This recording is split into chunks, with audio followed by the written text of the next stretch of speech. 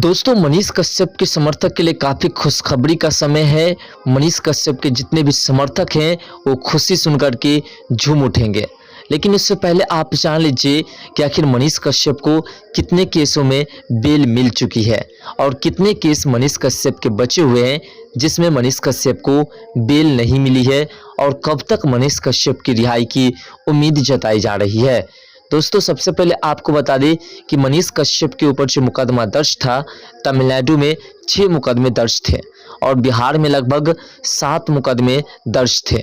मनीष कश्यप को तमिलनाडु के 6 मुकदमे में डिफ़ॉल्ट बेल मिल चुकी है। इसलिए मिली क्योंकि मनीष कश्यप के खिलाफ जो केसेस दर्ज की गई थी उसमें एक भी सबूत कोर्ट को नहीं मिले, जिसकी वजह से कोर्ट ने मनीष कश्यप को बेल दे दी। अब मनीष कश्यप के खिलाफ जो केस दर्ज की गई थी उसमें अब सबूत भी जमा की जाएगी, तो मनीष कश्यप की जो बेल मिली है उसे रद्द नहीं की जाएगी क्योंकि उसकी अवधि समाप्त कर चुकी है। जितने समय तक मनीष कश्यप को बेल मिली थी उतने समय तक में अगर वहां कोर्ट में अगर कोई भी एविडेंस पेश कर दी जाती जिससे कि मनीष कश्यप गुनहगार साबित हो जाते तो फिर मनीष कश्यप का बेल रद्द हो जाता, लेकिन ऐसा नहीं हुआ। इसलिए तमिलनाडु के जितने भी केसेस थे उसमें डिफ़ॉल्ट बेल को अब जो है उस बेल को परमानेंट बेल कर दिया गया है। और बात करें बिहार की, तो आर्थिक अपराध इकाई के पास जो केस दर्ज थी उसमें भी मनीष कश्यप को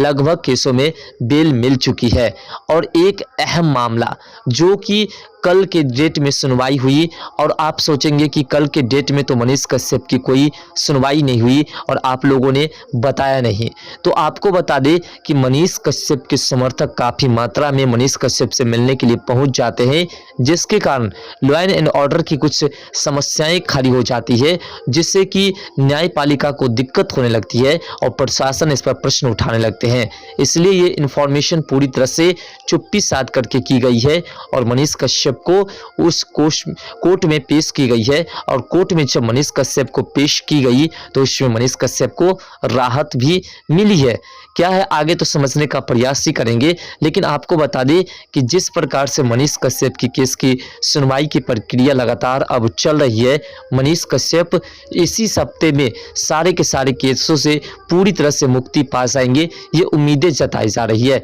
ऐसा इसलिए कि आज भी मनीष कश्यप के केस की सुनवाई पटना सिविल कोर्ट में है और आप लोग से निवेदन है कि आप लोग वहां जाने का प्रयास ना करें, क्योंकि इतने अधिक मात्रा में मनीष कश्यप के समर्थक आप लोग पहुंच जाते हो कि मनीष कश्यप के लिए लॉ एंड ऑर्डर की समस्या उत्पन्न हो जाती है और वहां पर प्रशासन वाले प्रश्न उठाने लगते हैं। लोग कहने लगते हैं कि मनीष कश्यप ऐसा क्या है जो मनीष कश्यप के लिए इतने अधिक मात्रा में लोग पहुंचते हैं और मनीष कश्यप जिंदाबाद के नारे लगाते हैं। ये प्रश्न लगातार उठते रहते हैं, इसलिए सभी से निवेदन है कि आप लोग जाने का कष्ट ना करें, बल्कि मनीष कश्यप को पूरी तरह से मुक्ति दिलाने की प्रार्थना करें। अब बात करें दोस्तों कि मनीष कश्यप को आखिर कौन सी ऐसी राहत मिली है जिससे कि सभी को खुशखबरी मिली है, और साथ साथ कुछ विशेष इन्फॉर्मेशन भी हम बताने का प्रयास करेंगे। दोस्तों, कल यानी कि 1 नवंबर को मनीष कश्यप की कोर्ट में पेशी हुई, बेतिया कोर्ट में, जिसमें मनीष कश्यप की घर की कुर्की जब्ती हुई थी और जिसकी वजह से मनीष कश्यप ने अपने आप को सरेंडर कर दिया था। उसके बाद आज तक मनीष कश्यप जेल के अंदर है। मनीष कश्यप अगर सरेंडर नहीं करते तो शायद मनीष कश्यप के ऊपर एनएसए नहीं लगता, लेकिन घर की कुर्की जब्ती जो हुई थी वो सामान भी वापस नहीं होते। तो जैसा कि आपको पता है कि पहले ही मनीष कश्यप के घर की कुर्की जब्ती के तमाम सामान को वापस कर दी गई, मनीष कश्यप के घर पहुंचा दी गई, जिसमें मनीष कश्यप के घर के नलके तक उखाड़ लिए गए थे, कॉल तक उखाड़ लिए गए थे, जो कि ऐसा नहीं होता है। किसी कानून में ऐसा नहीं लिखा गया है कि किसी के घर की कॉल उखाड़ ली जाए, लेकिन ऐसा हुआ था। तो खैर छोड़िए, ये कानूनी मामला है, लेकिन मनीष कश्यप को उस मामले में भी कल जमानत मिल चुकी है और वो भी जमानत मिली है परमानेंट जमानत। अब आपको बता दें कि ये मामला जो है, जिस मामले में मनीष कश्यप को जमानत मिली है, ये मामला सबसे गंभीर मामला था और इसीलिए हम कहते हैं कि मनीष कश्यप के तमाम समर्थक काफ़ी खुश होंगे जब उन्हें पता चलेगा कि मनीष कश्यप के सबसे अहम मामले में बेल मिल चुकी है। तो मनीष कश्यप के ऊपर जो एनएसए लगा है वो कोई बड़ी बातें नहीं है, क्योंकि अब मनीष कश्यप के ऊपर सिर्फ देखा जाए तो एक मुकदमा मात्र चल रही है और ये मुकदमा भी बहुत जल्द खत्म होने वाला है और इस मुकदमे की खत्म होने के बाद ही मनीष कश्यप के ऊपर से एनएसए हटने की प्रक्रिया भी लगातार शुरू हो जाएगी, क्योंकि एनएसए के तरफ भी मनीष कश्यप के वकील और मनीष कश्यप के भाई करण कश्यप लगे हुए हैं और एनएसए में भी कई तरह की प्रक्रियाएं शुरू हो चुकी है। और जैसे ही मनीष कश्यप को बिहार में जो केसेस बची है उसमें बेल मिलती है, उसके बाद एनएसए की प्रक्रिया तुरंत शुरू की जाएगी।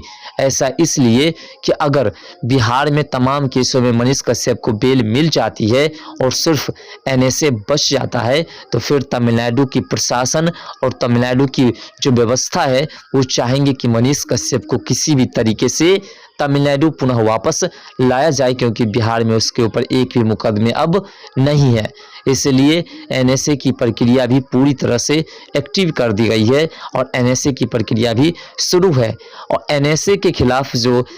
एविडेंस जुटा करके कोर्ट को पेश करनी थी तमिलनाडु सरकार को, बिहार सरकार को, अभी तक एक भी एविडेंस पेश नहीं की गई है, जिसको लेकर के मदुरई कोर्ट भी मनीष कश्यप के पक्ष में आते हुए दिखाई दे रहे हैं। और जैसे ही बिहार में मनीष कश्यप के ऊपर से मुकदमा समाप्त होता है, मनीष कश्यप को बिहार में सभी केसों में बेल मिलती है, उसके बाद एनएसए की सुनवाई की प्रक्रिया शुरू हो जाएगी और एनएसए की सुनवाई लगातार होती रहेगी और लगातार कोर्ट जो है तमिलनाडु प्रशासन से, तमिलनाडु की सरकार से, बिहार प्रशासन से और बिहार की सरकार से और केंद्र सरकार से यही मांग करेंगे कि आप जल्द से जल्द एविडेंस पेश कीजिए, क्योंकि जो आपको समय दिया गया था उस समय को आप पार कर चुके हैं और अभी तक आपने एक भी एविडेंस पेश नहीं किया है और जल्द से जल्द एविडेंस पेश कीजिए, नहीं तो हम मनीष कश्यप के ऊपर से एनएसए हटा देंगे और जैसे ही एनएसए हटेगा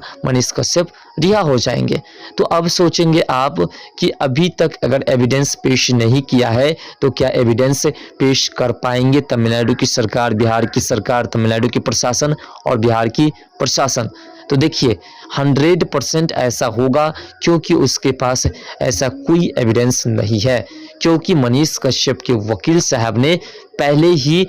वो अहम सबूत कोर्ट को में दे दी है, जिस अहम सबूत की वजह से मनीष कश्यप ने जो वीडियो बनाया था वो वीडियो भी पूरी तरह से मनीष कश्यप के पक्ष में आ जाएंगे, क्योंकि जिस पेपर में छपाया था कि इस प्रकार की घटनाएं तमिलनाडु में घट रही है और उसके बाद मनीष कश्यप ने अपने वीडियो में कहा था कि ऐसी ऐसी घटनाएं तमाम प्रिंट मीडिया द्वारा, तमाम डिजिटल मीडिया द्वारा बताया जा रहा है, इसकी सरकार जांच करे और अगर ऐसा तमिलनाडु में हो रहा है तो फिर इस पर रोक लगाने की कोशिश करे, क्योंकि तेजस्वी यादव जी उस वक्त तमिलनाडु में जा करके और बर्थडे सेलिब्रेट कर रहे थे। तो इसीलिए मनीष कश्यप ने जो वीडियो बनाया था, मनीष कश्यप ने अपने वीडियो में सरकार से अपील की थी कि आप देखिए एक बार, क्योंकि नीतीश कुमार ने भी ट्वीट किया था कि तमिलनाडु में बिहारी मजदूर के साथ इस प्रकार की घटनाएं घट रही है।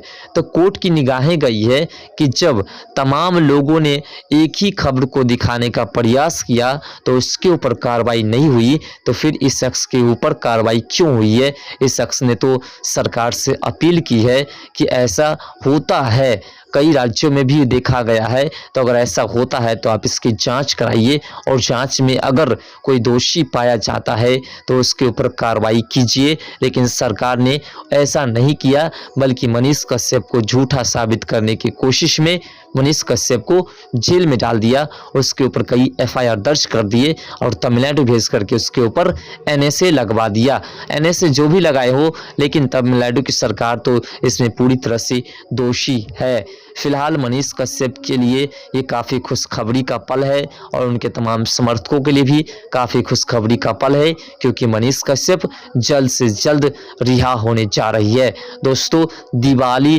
तक मनीष कश्यप रिहा नहीं होते हैं तो छठ के अंदर में ज़रूर रिहा हो जाएंगे। हमारे बिहार की सबसे पावन पर्व त्योहार छठ पूजा से पहले मनीष कश्यप बाहर आ जाएंगे। आप लोग का क्या विचार है? आप लोग क्या सोचते हैं? मनीष कश्यप कब तक रिहा हो जाने चाहिए? कमेंट सेक्शन में अपना राय जरूर दीजिएगा। और मनीष कश्यप के समर्थकों से फिर एक बार निवेदन करते हैं कि आप लोग वहां जाकर के भीड़ लगाने की कोशिश ना करें, जिससे कि लॉ एंड ऑर्डर की समस्या उत्पन्न हो। तो मिलते हैं नेक्स्ट वीडियो के साथ, तब तक के लिए बाय। जय हिंद, जय भारत, जय बिहार, जय मिथिला, जय सनातन।